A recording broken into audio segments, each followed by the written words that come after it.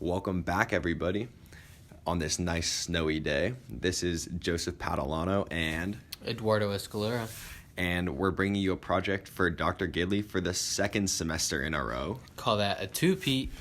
And we're going to be looking at shooting a basketball, but more importantly, we're going to be looking at a biomechanical perspective. So we're going to be looking at just a couple of variables that are involved in shooting a basketball.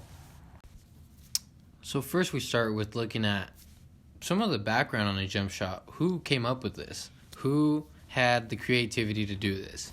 Well, his name was Kenny Sailors. Born January 14th, 1921. Passed away on January 30th, 2016. A little recent, so rest in peace.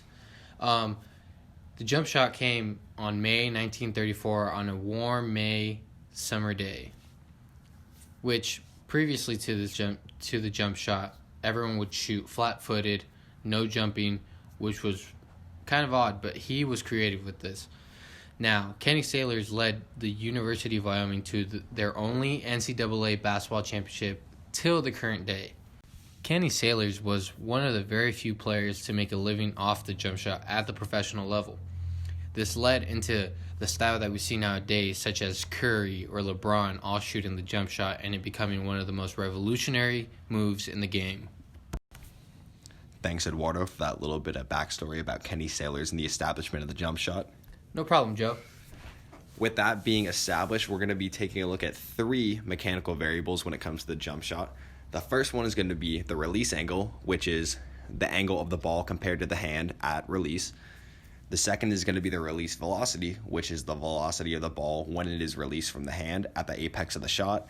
And the third is the magnitude of the elbow torque and the force production by the lower limbs.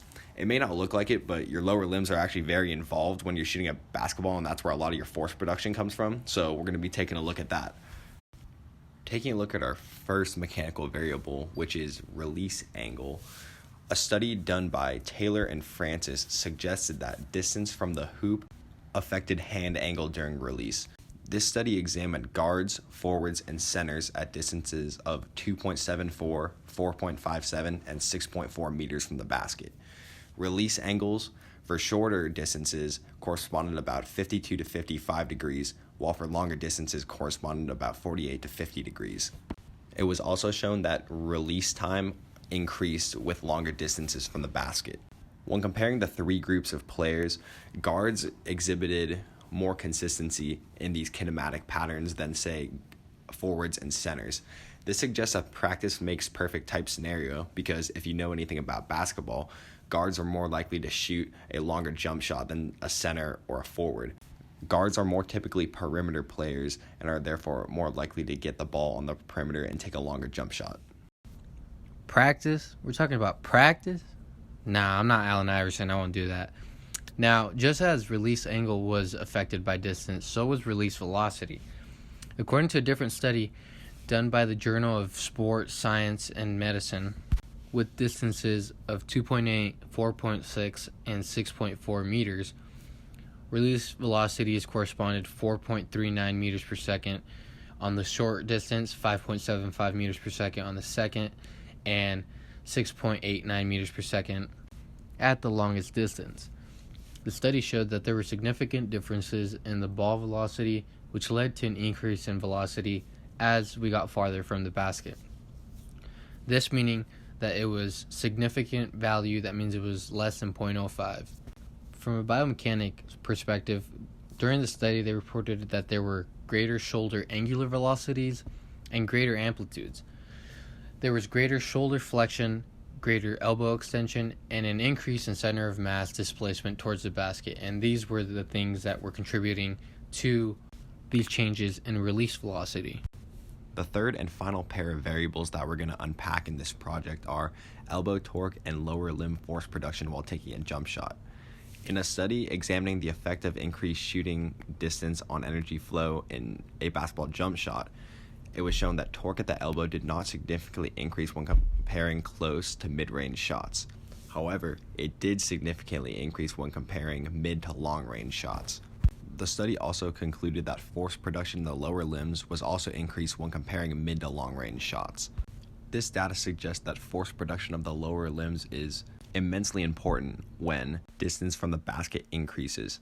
As distance from the basket increases, the lower limbs must produce more energy in order to keep the shooting arms approximately constant and in a similar rhythm to closer distances from the basket. So you just heard us talk about all these biomechanical variables and how they vary with distance to the basket and so on. But what does it all really mean? Well, as distance to the basket increases, your body automatically adjusts for these variables to compensate for longer distances.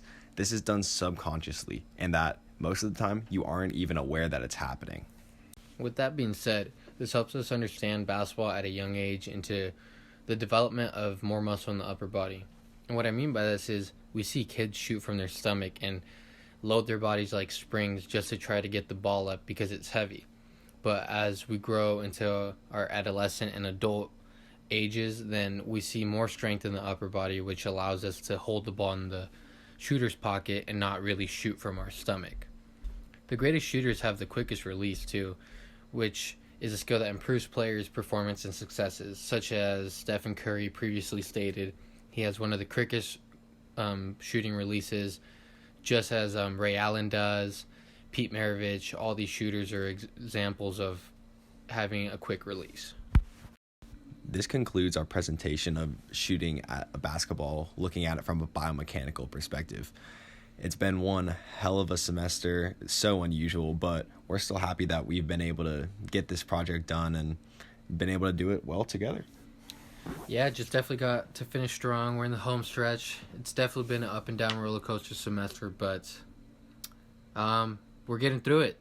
So thank you very much for listening and tuning in to our presentation today. Thank you, Dr. Gidley. Thanks for listening.